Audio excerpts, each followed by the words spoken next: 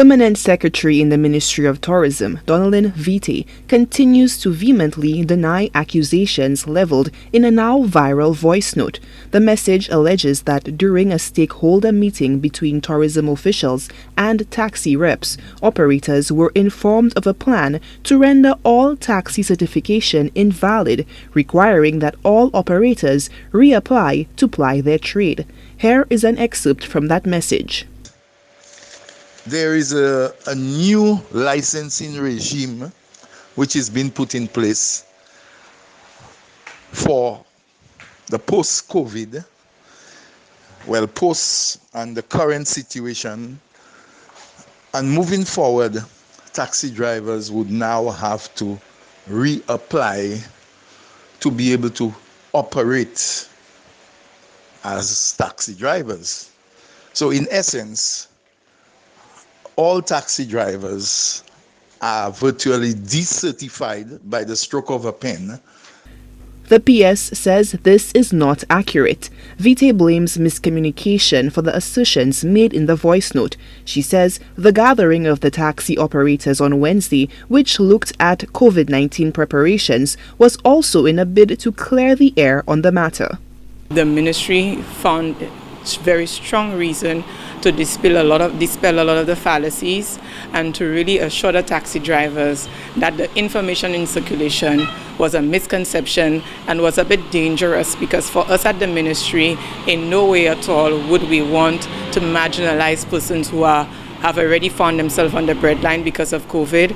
Moreover, Vitae says the consultation provided an opportunity for officials to address other concerns of the operators, inclusive of health and safety, operational upgrades like a cashless system of transactions, and the saturation of the market.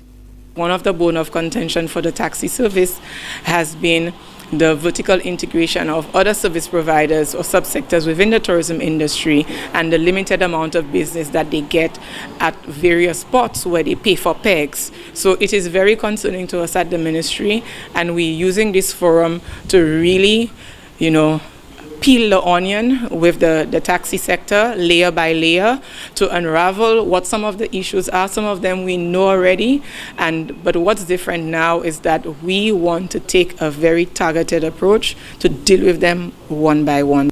Lucien Joseph of the National Taxi Union was on board with the ministry's attempts to clear the air on the matter and provided insight into the reopening of the island's borders. However, he asserts the real issue has yet to be addressed. I believe it's a good thing. I honestly believe what the ministry is doing, they're on the right track. I believe the license is a good thing, because then it will protect the drivers from doing what is it that they want to do. What is it that they can do and what is it they cannot do. And I believe that there will be some kind of division where you will identify H plates and TX plates.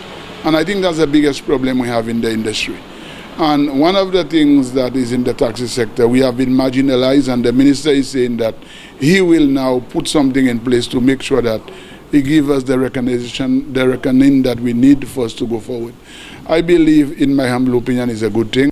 Newsforce was informed by sources that a phased approach will be rolled out for taxi operators to coincide with the reopening of the borders. Sources tell Newsforce that the first phase of the operation excludes H-plate or hired cars from entering into ports of entry and will make sole provisions for taxi drivers. According to sources, there is reportedly growing contention between taxi drivers and hired cabs over the policy.